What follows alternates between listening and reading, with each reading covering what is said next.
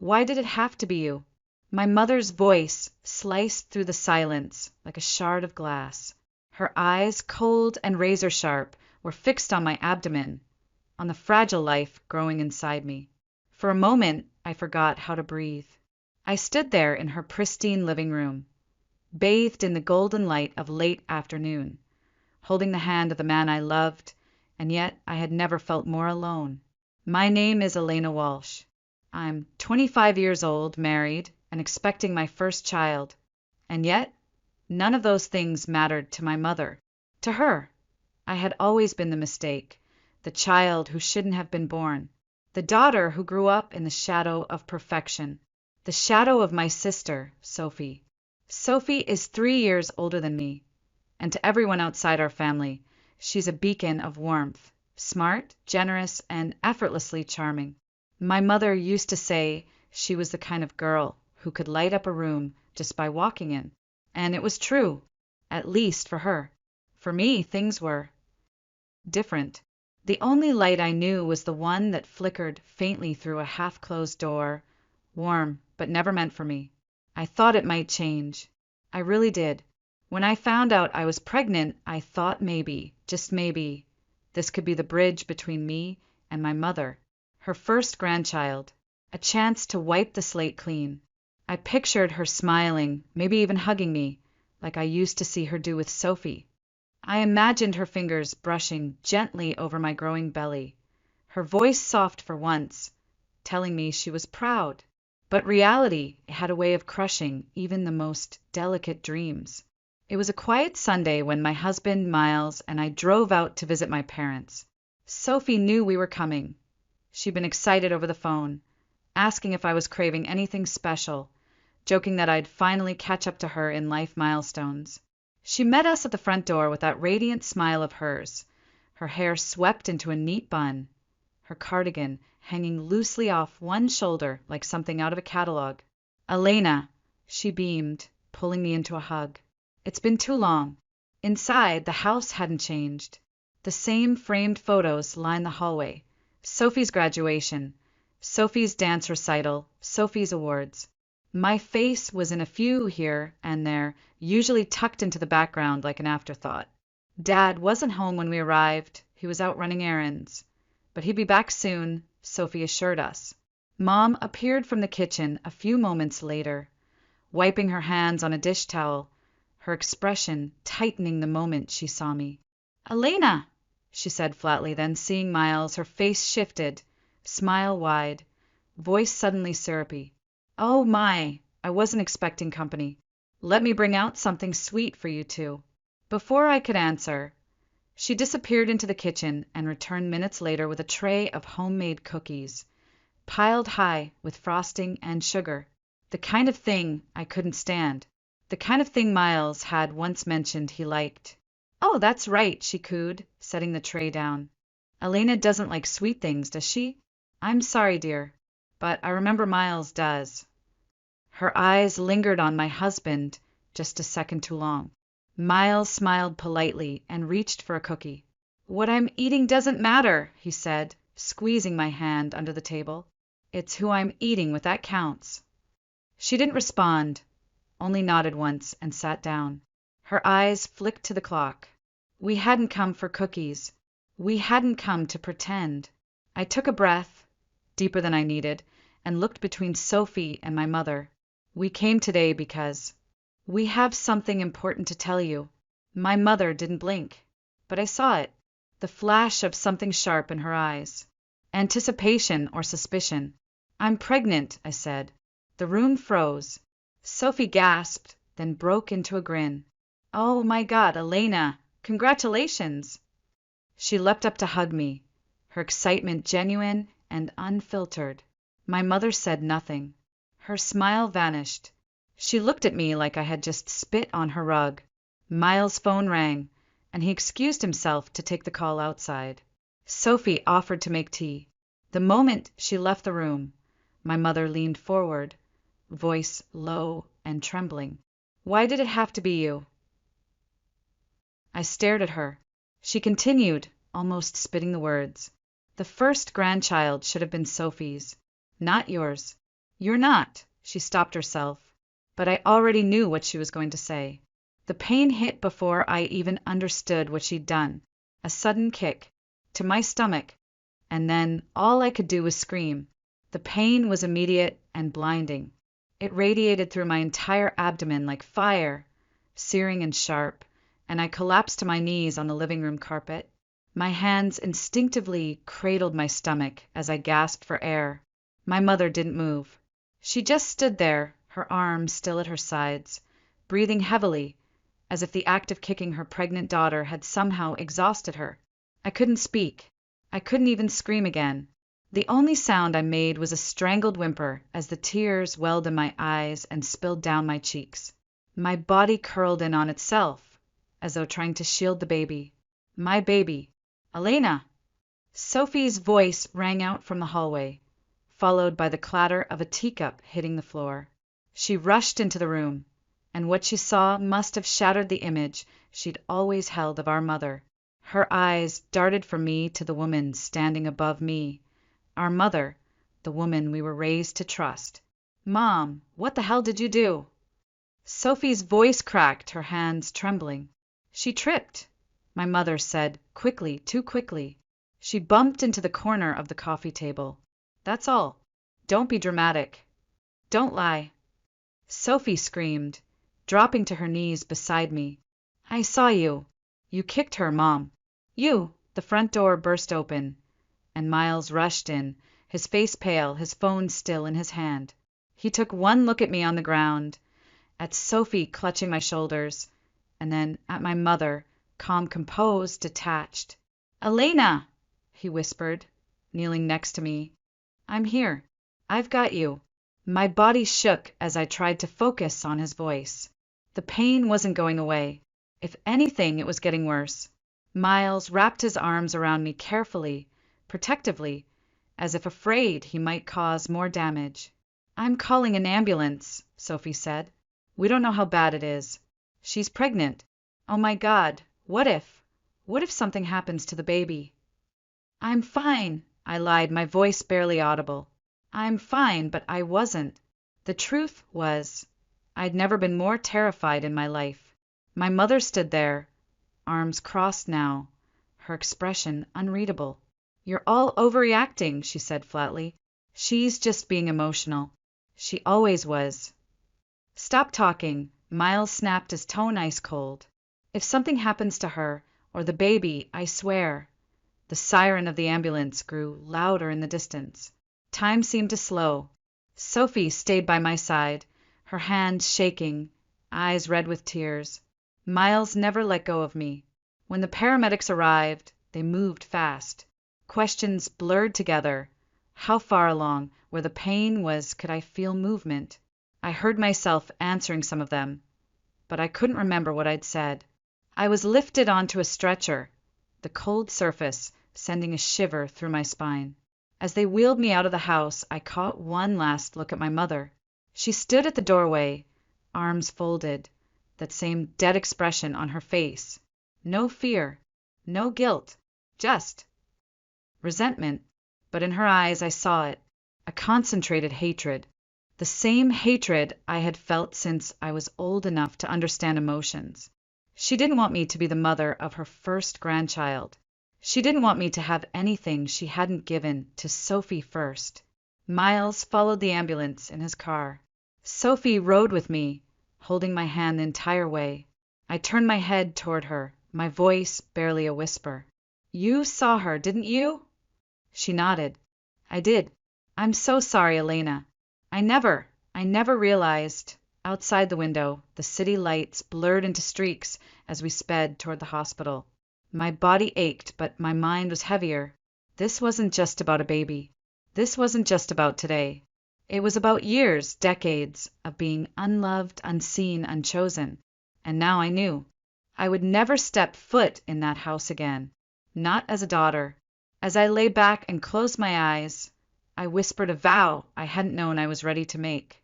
If I survived this, if my baby survived this, I would never let that woman have a place in our lives again.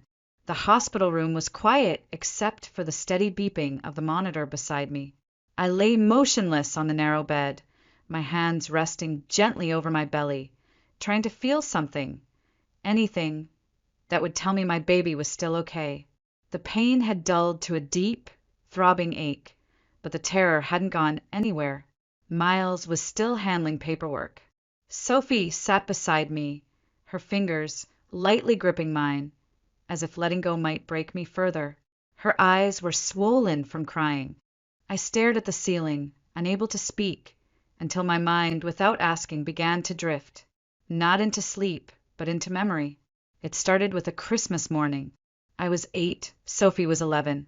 The living room was lit by twinkling lights, the tree perfectly decorated, gifts wrapped with shiny ribbons stacked beneath it. Sophie went first, tearing into a big red box with her name in elegant script.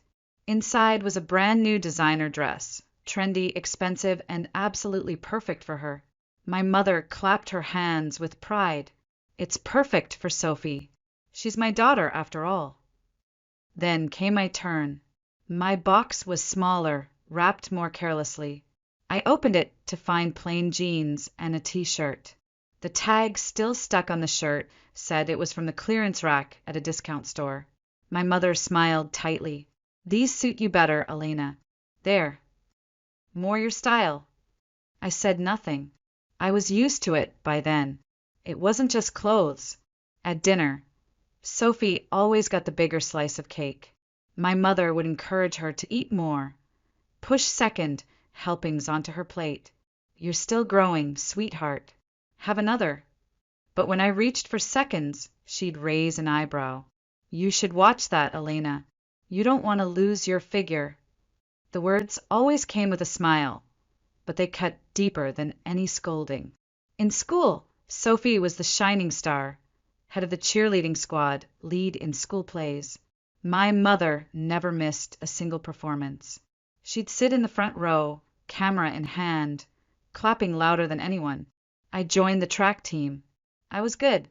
I broke a few records in my age group, but my mother never showed up to any meets. I'm busy, she'd say. Track isn't exactly exciting, is it? Sometimes Dad came. He'd pat my head and say, "You did great," before leaving for work again. He never noticed the imbalance. Or maybe he did and chose to stay quiet. It wasn't until high school that I truly realized something was wrong. I was talking to my best friend Lena one day, telling her about the birthday gift I'd gotten. Another set of generic pajamas. Lena frowned. Wait, your mom gives your sister all those designer outfits, but you get pajamas? I shrugged. She says I don't need fancy stuff. My mom would never do that to me, Lena said gently. That's not normal, Elena. Her words hit harder than I expected. It was the first time someone else saw it, named it.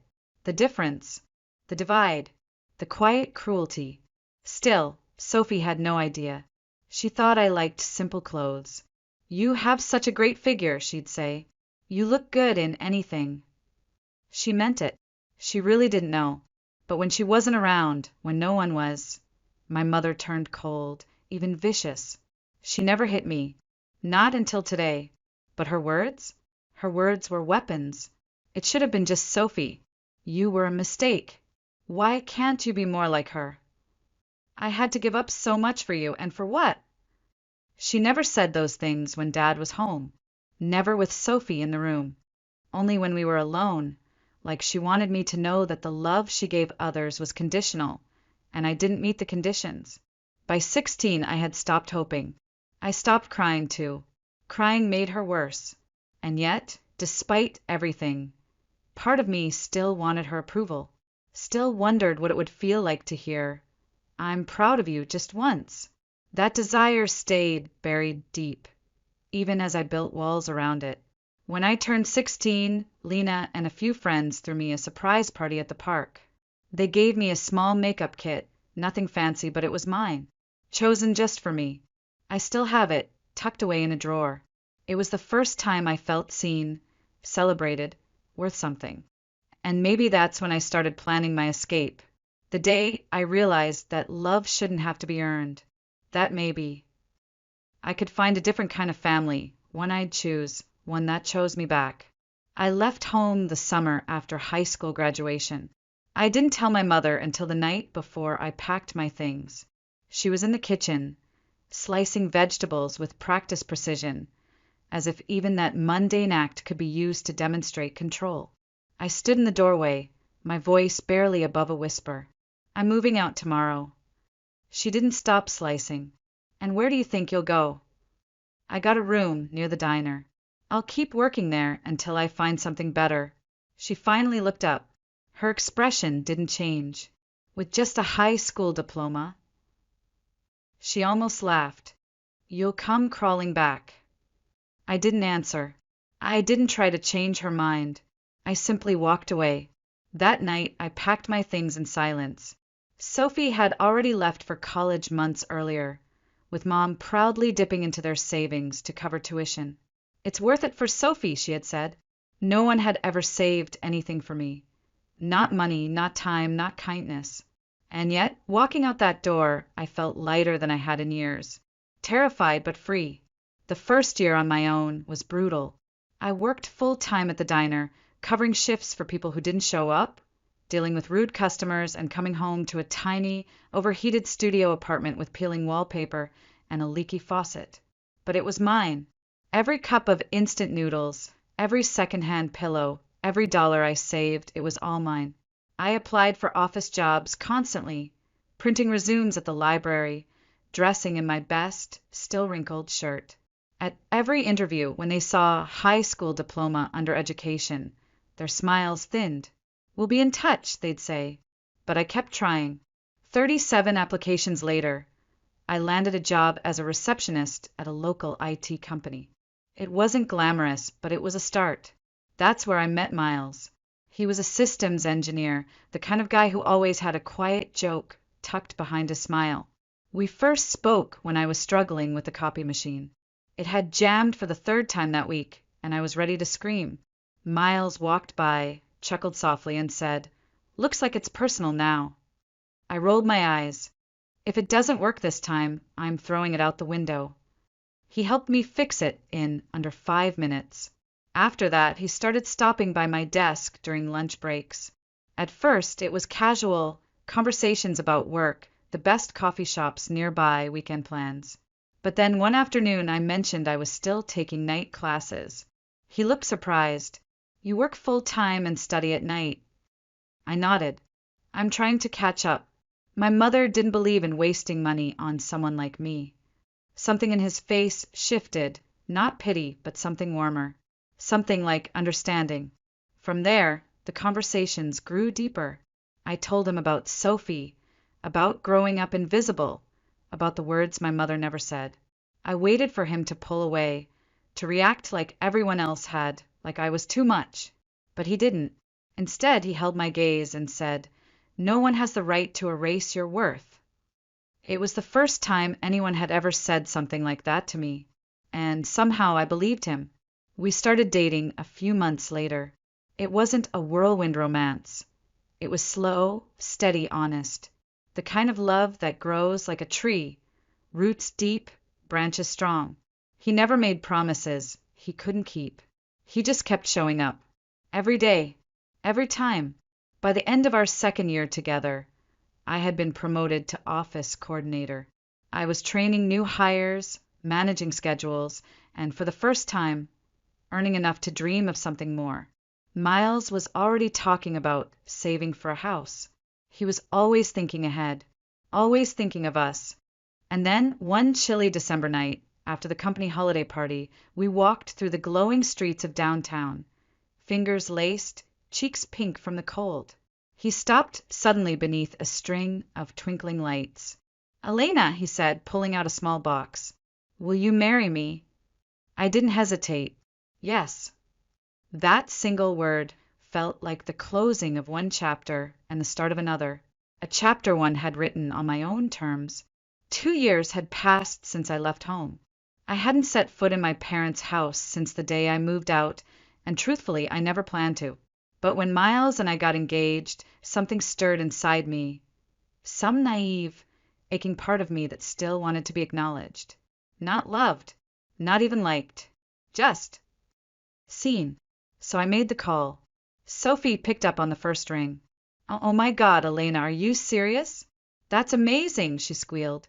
When are you coming over? Mom and Dad will be thrilled. Thrilled. I knew better. Still, I agreed to come by. Just a short visit. Just to share the news. We arrived that Sunday afternoon. Miles wore the soft blue sweater I liked, and I had on a simple cream dress with a gold pendant resting just above my heart. The one gift Dad had ever given me that felt truly mine. The house looked the same. It always did. Frozen in time. Stiff with perfection. Sophie met us at the door, practically vibrating with excitement. She threw her arms around me and then hugged Miles too, her smile contagious. Okay, show me the ring. I held out my hand. She gasped. It's beautiful, Elena. I'm so happy for you. Dad came into the room next, his newspaper tucked under one arm. Miles, he said, offering a hand. Good to see you again. Then he turned to me. Congratulations, sweetheart. He seems like a good man. My heart hiccuped at the word sweetheart. It felt foreign coming from him. Gentle, unfamiliar. I almost forgot how it felt to hear kindness from my father. Then she appeared. My mother, Vivian Walsh, descended the stairs slowly, deliberately. She was dressed in tailored gray slacks and a pearl-colored blouse. Her hair, as always, was flawless. Her eyes, as always, unreadable. Elena, she said, her lips curving into a smile that didn't reach her eyes. What brings you here today? I opened my mouth, but Sophie beat me to it. Elena's engaged. Look at the ring. My mother took my hand, examined the ring like she was inspecting merchandise, then looked at Miles. An engineer, right? Miles nodded. Yes, ma'am. I work in systems architecture. Her expression brightened. Not with joy, but calculation. Oh, well, that's respectable. And just like that, the air shifted. Her disapproval vanished behind a mask of civility. She turned to me, smile still glued in place. You're lucky, Elena. I suppose things do work out sometimes, even for people like you. There it was, the backhanded compliment, the reminder. I was still the mistake. We sat down for tea. She had pulled out her fine china, the floral kind she only used for guests. I wasn't sure if that meant she was trying to impress Miles, or trying to remind me that I never belonged at this table.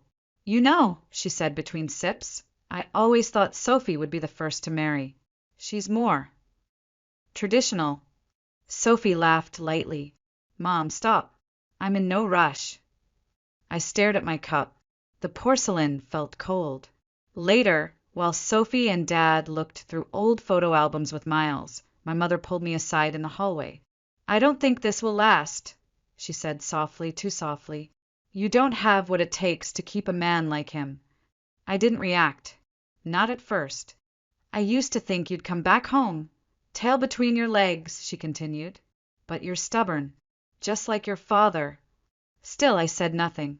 I didn't need to, because for once, her words didn't touch me. She leaned closer, lowering her voice. You don't deserve this.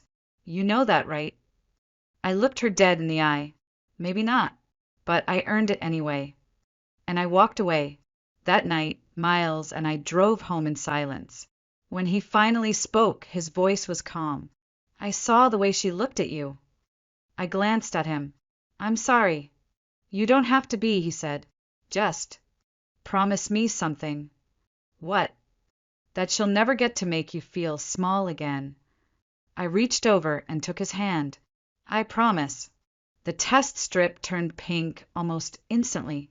I stared at it for a long time, sitting alone in our bathroom, knees hugged to my chest.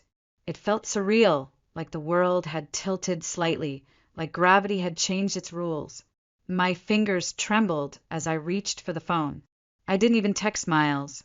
I just walked into the living room, still barefoot, still in my pajamas, and held the test out to him like it was a sacred object. He blinked, looked at it, then looked at me. And then he grinned. Elena, he whispered, pulling me into his arms.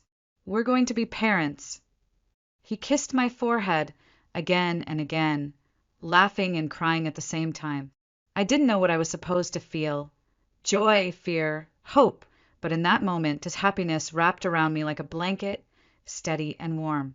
And for the first time in a long time, I let myself believe that maybe, just maybe, everything was going to be okay. His parents were over the moon. Within hours, they were at our apartment with catalogs, stroller reviews, and soup and thermoses. His mom insisted on helping with nursery ideas, while his dad gave Miles an awkward but heartfelt pep talk about fatherhood. I watched it all unfold like I was standing just outside the glass, awed, unsure if I deserved to be inside it. And then, of course, came the question I'd been avoiding. "Have you told your parents yet?" Miles asked one evening as we folded tiny onesies and arranged them in drawers we hadn't even finished assembling. I hesitated. "They weren't exactly thrilled about our engagement," I said, keeping my tone neutral. "But this is different," he replied gently. "A baby. It changes things." And maybe he was right. Maybe this child, this innocent new life, could be the bridge, the reset. I imagined my mother's face softening, imagined her touching my belly with curiosity, imagined, for the first time, belonging. I texted Sophie first. "Hey, can we come by Sunday? We have something to share." She replied instantly. "Of course. I'll tell Mom and Dad. Can't wait to see you." Sunday morning came wrapped in soft spring sunlight. I wore a simple dress that stretched gently over my bump. Miles looked at me like I was made of glass and wonder. On the drive over, I held his hand and whispered, "Do you think this will change anything?"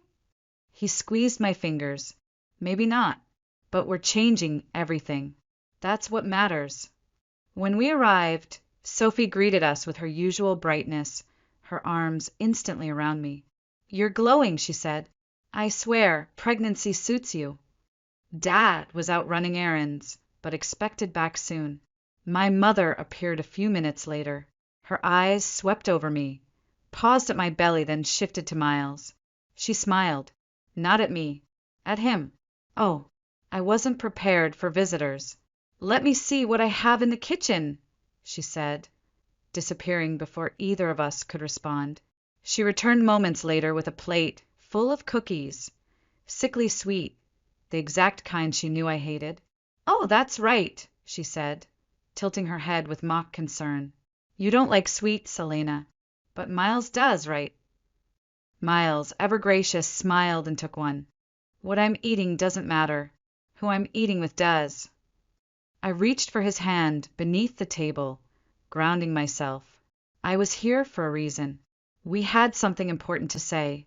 Once everyone was seated, I took a breath. "We came today because we wanted to tell you something." My mother's expression didn't change, but something in her eyes flickered. Anticipation. Or dread. "I'm pregnant." Silence. Sophie gasped, her face lighting up. "Oh my God, Elena, seriously." "Congratulations." She threw her arms around me, laughing through her excitement. My mother didn't speak. Her smile vanished. She looked at me like I had committed some kind of crime. A slow, calculating storm began to build in her gaze. Miles' phone rang. He excused himself to take the call outside. Sophie offered to make tea. And the second we were alone, my mother turned to me. The shift was instantaneous. Her voice dropped to a whisper, sharp and trembling. "Why did it have to be you?" I stared at her. "What?" "The first grandchild," she spat. "It should have been Sophie's, not yours." I felt my heart stumble. "Someone like you," she said, her voice shaking with barely contained rage, "doesn't deserve to carry the future of this family." And then, without warning, she moved. Her leg came up in a violent arc, and all I remember is the pain, bright, shattering, and the sound of my own scream tearing through the air. The scream that tore from my throat wasn't just pain, it was decades of silence shattering in one breath. I crumpled onto the floor, hands clutched to my stomach, the world tilting sideways. The breath was knocked out of me. I couldn't speak. I couldn't move. I just lay there, curled in instinctive protection, hoping to God that my baby was still alive. Elena! Sophie's voice sliced through the air like a siren. She had returned with a tray in her hands, only to drop it, ceramic shattering on hardwood, when she saw me on the floor and our mother standing rigid nearby. Mom, what did you do? Sophie's voice cracked, horror creeping in. She bumped into the dresser, my mother said flatly, as if reading from a script. She tripped. Don't overreact. Sophie didn't move. I saw it. I saw you. You kicked her. I heard Miles shouting outside. A moment later, the front door slammed open. His footsteps thudded against the floor, and then he was kneeling beside me, his arms reaching gently. Elena, look at me. Stay with me. You're okay. I'm here. His voice trembled, but his hands were steady. I clung to the sound of him, let it anchor me to reality. Sophie had her phone to her ear. I'm calling an ambulance. We need help now. She's pregnant. She's not moving. My mother stood nearby, unmoved. Arms crossed like this was a scene she'd grown bored of. This is absurd, she muttered. Everyone's being dramatic. You always were, Elena. The sirens approached in the distance. Time slowed again. My world was pain and heat and fear. And shame, because even as I lay bleeding on the floor, some part of me still wished she would kneel down and say I'm sorry. She didn't. Paramedics rushed in moments later. Questions flooded the room. Miles answered most of them. Sophie helped steady my head while they loaded me onto the stretcher. She was crying now, repeating, It's okay. We're going to the hospital. They'll take care of you. I'm so sorry, Elena. I didn't know. I should have known. As we rolled past the living room, I turned my head just slightly and locked eyes with my mother. She didn't look away. Her stare was cold, unblinking. Not worried. Not remorseful. Just furious. Like I had betrayed her. That was when I knew. There would be no fixing this. No apology. No redemption. Whatever part of her was meant to be my mother had withered a long time ago. At the hospital, everything moved in fast, sterile fragments. Bright lights, rolling wheels, gloved hands. They hooked me up to machines, placed cold gel on my stomach, whispered between themselves. But then I heard it. The heartbeat. Tiny. Fast. Alive. Tears streamed down my cheeks, and I reached for Miles' hand. She's okay. I whispered. The doctor gave a tight nod. There's a small fracture in your lower pelvis, but the fetus appears unharmed. We'll need to monitor you for a few days. A rush of relief surged through me, so violently I thought I might pass out. Sophie let out a sob behind me. A few hours later, while I lay resting in a dim room, the door opened. I turned my head. It was my father, and behind him my mother. Is it true? He asked, his voice rough, frayed around the edges. Did you hit her? I didn't, my mother started, her voice too light, too rehearsed. Elena was clumsy. She tripped into the dresser, that's all. That's not what I saw. Sophie stood up, her voice no longer trembling. I saw you kick her, Mom, right in the stomach. My father looked like someone had punched him in the chest. He turned to me. Elena. I nodded slowly. She did. And then another voice spoke from the doorway. May I come in? A woman stepped inside, wearing a navy blazer and a calm but firm expression. I'm the hospital social worker. I need to speak with you about what happened. My mother's face drained of color.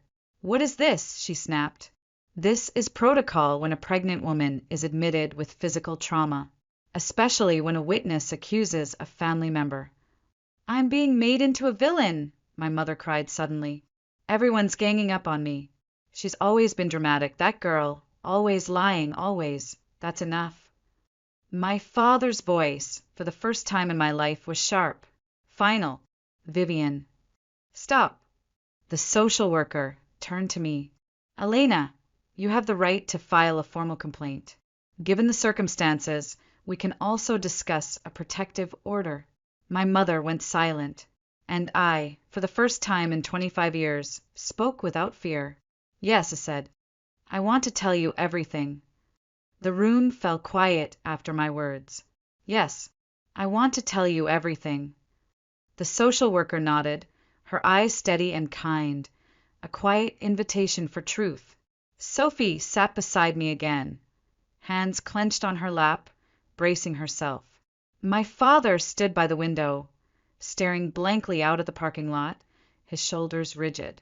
And my mother, Vivian, stood stiff near the door, arms crossed, her mouth pressed into a thin line, as if she was holding back the urge to lash out. But this time she was not in control, and I was no longer the girl who flinched at her every sigh. I took a deep breath. "For as long as I can remember," I began. My mother treated Sophie like the only daughter she ever wanted, and me like a mistake she couldn't return. Sophie gasped softly, but didn't interrupt. She gave Sophie everything: attention, affection, praise. Me, I got silence, or worse, correction. When I was 8, Sophie got a brand-name dress for Christmas. I got jeans from a clearance bin. When she had recitals, Mom sat in the front row with a camera. When I broke a track record, she said, "That's nice," and went back to her phone. Vivian rolled her eyes. "Oh, please, that's not abuse." "Let her speak," the social worker said firmly.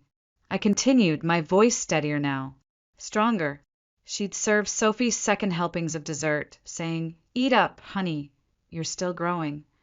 But when I reached for more, she'd say, "You should watch your figure, Elena. You gain weight in your face." Sophie covered her mouth. "When we were alone," I said, she was worse. "The insults came like clockwork. You're nothing like me. You ruin my body. You'll never become anything worthwhile." And if I cried, she mocked me, called me dramatic, weak. I looked at my father then. He was still staring out the window, but now his hands were clenched at his sides. "Dad," I said quietly, "I didn't tell you because I thought you wouldn't believe me. Because she always played the doting mother when you were around. You never saw the way she changed when it was just me and her." He turned, slowly. "Elena," his voice cracked. "I didn't know. I swear. I should have seen it. I should have—" "You weren't there," I said. "Not really. You were always working. And when you were home, you trusted the image she gave you." Silence. Then a voice broke it. "Oh, for God's sake!" Vivian exploded, stepping forward. "You all act like I'm some kind of monster. I raised 2 girls, one of whom turned out to be a spoiled useless." Her voice cut off as my father turned to face her fully, and for the first time in my life I saw anger in his eyes. Cold, clear, righteous. "Vivian," he said, his voice low and terrifyingly calm, "you are unfit to be a mother." She blinked. "What?" "You abused our daughter for years. You played favorites. You lied to me. You made her believe she was worthless. And now, after everything, you kicked her while she was carrying our grandchild." Vivian's face twisted into something unrecognizable. "So now it's my fault? She's always been fragile, emotional, difficult. She looks like you know that? Not like me. That's the problem. Sophie is enough." Sophie stood suddenly, her chair screeching against the floor. Her voice, though trembling, was louder than I had ever heard it. "I loved you, Mom. I thought you were proud of both of us. But now, I don't even know who you are." Vivian's mouth opened and closed like a fish out of water. She looked around, as if expecting someone to come to her defense. No one did. The social worker cleared her throat gently. "Given the incident and the testimony, I recommend filing a restraining order immediately. This is not just a family dispute. It's a documented act of violence against a pregnant woman. That elevates the matter." Vivian's voice trembled now, not with authority, but desperation. "You're siding with her? She's ungrateful. After everything I did, you didn't raise me, I interrupted, my voice calm now. You made sure I survived. That's not the same thing. My mother stared at me, eyes wild, and then she snapped. She lunged toward my hospital bed, hands reaching for my arm. You little liar, after I gave you life, after I— Don't touch her! Miles roared as he burst into the room, blocking her in one stride. My father grabbed Vivian's arm. Vivian, that's it. Nurses flooded in. Security was called. My mother was restrained and escorted out, still screaming, still convinced she was the victim. I exhaled slowly, chest heaving. That was the last time I would ever see her face. That night, the hospital halls were quieter than usual. The nurses spoke in hushed tones, their steps soft as they passed by my room. A blanket of stillness had settled over everything, broken only by the steady beeping of the fetal monitor beside me. Miles sat beside my bed, his fingers laced with mine, his other hand gently stroking the hair from my forehead. You're safe now, he whispered. She's gone. But safety, I was learning, wasn't just physical. It was a feeling, a permission, something I had never fully allowed myself. Until now. Later that evening, my father returned to the hospital alone. There was something different in his face, not brokenness, not shame, but resolve. I spoke to the police, he said quietly. They're opening a case. The hospital filed a formal report. And I filed for divorce. For a moment, I couldn't speak. Then I nodded. Slowly. Thank you. He sank into the chair beside me and covered his face with both hands. I don't know how I let it go on for so long. I should have seen it. I should have protected you. I failed you, Elena. I reached out and placed my hand over his. You're here now. The court issued a restraining order within 48 hours. Vivian was prohibited from contacting or coming within 100 yards of me, Miles, or our unborn child. She was released into the custody of her sister in another state while the investigation proceeded. But she didn't go quietly. She sent voice messages, long, venomous recordings filled with rage and self-pity. You made me lose everything. You poisoned your sister and your father against me. You'll regret this when you're alone and forgotten. I didn't respond. I didn't even listen to them all. I just saved them, each one a nail in the coffin she had built with her own hands. But not everyone left me behind. Sophie came to visit me every day. She brought homemade soup, baby name books, and sometimes just her presence. One afternoon, she sat beside me, watching me knit tiny booties with trembling hands. I was blind for so long, she whispered, and I'm so sorry. You didn't know, I said softly. She didn't want you to. But I should have asked. Should have wondered why you never smiled like I did in our childhood photos. I looked at her, really looked at her, and saw the weight she was carrying. Guilt, grief, a sister's pain. I reached for her hand. I don't want to lose you two. You won't, she said, squeezing back. I'm not leaving. My father began coming by more often as well. He brought books on parenting, offered to repaint the nursery once I was home, and even installed baby gates without being asked. One day, while adjusting the crib in our small apartment, he looked up and said, I know I'm late, but I want to do it right, from now on. And somehow I believed him. Miles' parents, my in-laws, became family in every sense of the word. His mother hand-stitched baby blankets. His father carved a wooden mobile for the crib. They visited often, bringing not just casseroles, but a sense of quiet normalcy. No tension, no judgment, just love. For the first time in my life, I was surrounded by people who saw me, not through the lens of comparison or disappointment, but simply as Elena, a woman, a wife, a soon-to-be mother. Enough. The baby, our daughter, was due in just a few weeks. We named her Isla. The name meant island, and somehow that felt right. She would be her own world, untouched by the cold hands of the past. One morning, as I lay in bed watching the sunlight spill across the window, Sophie walked in holding a small onesie with tiny embroidered bears. Look what I found, she said with a smile. think Isla will approve." I laughed. She has no choice. Sophie sat beside me, brushing my hair back like we were kids again. "You're going to be such a good mom." My throat tightened. "I hope so." "You will," she said, "because you know what not to be." That night, I lay awake listening to Isla's heartbeat through the monitor. I thought of Vivian's voice, sharp and bitter, and let it fade into static. I didn't need revenge in the form of her suffering. I didn't need an apology she'd never mean. I didn't even need her absence. What I had now, this quiet, this love, this life, was the real revenge, because I had become everything she said I'd never be. The contractions began just after midnight. At first, they were faint, dull aches that came and went, easy to mistake for anxiety. But by 3 a.m., they arrived with intention, like waves rolling harder against the shore. Miles was already halfway dressed when I whispered, "It's time." He helped me to the car, one hand on the small of my back, the other cradling the overnight bag we'd packed weeks ago. As we drove through the empty streets, I pressed my palm to my belly, whispering soft reassurances to the tiny life inside me. "We're almost there, sweetheart. Just a little longer." The hospital admitted me immediately.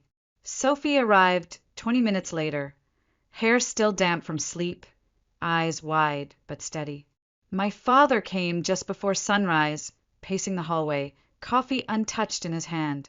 The nurses came and went like quiet warriors, monitoring, adjusting, guiding. Hours passed. Pain bloomed and ebbed in sharp rhythms. My body felt like a battlefield, stretching, trembling, surrendering to something greater than itself. Miles never left my side. Sophie rubbed my back. My father prayed under his breath. And then came the moment. The doctor leaned over me, voice calm but urgent. "Elena, just one more push." I had nothing left, but I gathered what I could. I clenched Miles' hand and pushed with everything I had left in me. Every scar, every word I'd swallowed, every tear I didn't cry, all of it poured into that final breath. And then a cry, loud, furious, beautiful. "It's a girl," the doctor smiled. "A strong, healthy baby girl." The room exhaled. They laid her on my chest, this tiny, red-faced miracle with clenched fists and a scream that filled every empty space I'd ever carried. My vision blurred as I reached for her, cradling her soft body against mine. Her warmth sank into my skin like sunlight. "Hi, Isla," I whispered. "I'm your mama." Miles was crying openly now, kissing my forehead, my hand, our daughter's head. Sophie stood nearby, both hands over her heart, tears streaming silently. My father entered the room slowly, almost reverently. When he saw Isla, his face crumpled. "She looks like you did the day you were born," he said, voice thick. "Except you didn't cry this loud." I smiled weakly. "She's letting the world know she's here." The days that followed were a blur of recovery and discovery. Isla's first yawn, the way she gripped my finger like it was her lifeline, the warm weight of her sleeping on my chest, the softness of her breath against my collarbone. All of it was new. All of it was holy. Miles' parents visited the next day, arms full of knitted blankets and homemade soup. His mother held Isla like she'd been waiting her whole life to meet her. "You and this baby," she said to me, "you are our precious girls." Sophie came every morning. She'd bring fresh flowers, warm muffins, and stories from outside. "Anything interesting happen today?" she'd ask Isla, making exaggerated faces that made her niece hiccup with baby giggles. My father, newly retired, became the quiet guardian of our small world. He came every weekend, taking long walks with Isla bundled to his chest, humming lullabies I'd barely remembered from my own childhood. One day, he sat beside me while Isla napped in her bassinet. "You've done so well," he said, almost to himself. "You've become a wonderful mother." I didn't reply right away, because those words, so simple, so overdue, carried more weight than he would ever know. They broke something open inside me, And in the best way, they put something back together, too. I kissed Isla's forehead that night as the sun set outside our hospital window. The trees swayed gently in the breeze, and for the first time in my life, I didn't feel like a mistake. I felt like a beginning, because that's what she was. Not just a child. She was a new chapter, a new name, a new legacy, not born of pain, but born despite it. 3 months passed. Spring melted quietly into early summer, and our days found a rhythm. Bottles, lullabies, midnight feedings, diaper changes, and soft, sleepy cuddles that made the world outside feel like a distant memory. Isla was growing fast. Her cheeks had filled out, her lashes had darkened, and her little fingers now gripped tighter when I held her close. She had Miles's calm eyes, but the stubborn lift of her chin, that was mine. The last message my mother ever sent arrived the week after Isla was born. It was a voice memo, just under 15 seconds. I didn't play it right away, but one afternoon, while Isla napped in her crib and sunlight filtered through the curtains, I sat on the couch and pressed play. I'll never forgive you. You ruined everything. You made me lose my family. That was it. No hello, no goodbye, just the same venom, delivered with the same cold precision. I didn't cry. I didn't scream. I just sat there for a long while, listening to the silence that followed. I heard from Sophie a few weeks later that her mother had moved out of state, something about staying with a cousin in Arizona. She hadn't spoken to anyone since the investigation closed and the restraining order was finalized. We didn't pursue criminal charges in the end. There was enough punishment in her own unraveling. But sometimes, late at night, when the apartment was still and Isla breathed softly beside me, I thought of her. Not with hatred, not even anger, just a quiet sadness, because whatever twisted thing had grown inside her heart, jealousy, bitterness, emptiness, I would never understand it. And I no longer wanted to. Mom. Sophie's voice called softly from the hallway one morning. I think Isla's awake. She stepped into the room holding my daughter, who was stretching and yawning in her little lamb-print pajamas. I took her into my arms, and Isla nuzzled against my shoulder, tiny fists clenching. Her eyes look just like yours, Sophie whispered, brushing a wisp of hair from Isla's face. But that smile, that's all Miles. I laughed. You say that every day. Because it's true every day. Sophie had moved into a small apartment 2 blocks away. She stopped by almost daily, sometimes to help, sometimes just to sit. There was no guilt in her visits now, no awkward apologies, just presence, just love. Dad came on weekends. He brought fresh fruit, groceries, and always something new for Isla, a rattle, a stuffed animal, a new storybook. One day, while cradling her in his arms, he looked at me with misty eyes. You're rewriting everything, he said. I knew what he meant. The story, the pattern, the inheritance of pain. I nodded. I'm trying. And I was. Every diaper I changed. Every kiss on her forehead. Every song I sang at 3 a.m. was a vow. I would never treat her the way I had been treated. She would never wonder if she was loved. Never doubt her worth. She would know it, in the air she breathed, in the way her name was spoken, in the warmth of every embrace. Because Isla was not just a child. She was a promise. One evening, as the sky burned orange outside our window and Miles rocked Isla to sleep, he looked up at me and asked, Are you happy? I paused for a moment, watching him sway with our daughter in his arms, his face lit by fading sunlight. Yes, I said softly, I really am. And I meant it. There were shadows behind us. Yes, pain that would never fully vanish. But there was also light. So much light. In Sophie's daily knock at the door. In Dad's quiet effort to rebuild what he'd once missed. In Miles's steady devotion. And most of all in Isla's sleepy sighs, her tiny heartbeat, her growing laughter. I looked out the window one last time that evening, watching the leaves sway gently in the breeze. And I knew, This wasn't just a new chapter. It was a whole new book. One I would write day by day. For her. For me. For the kind of love we both deserved.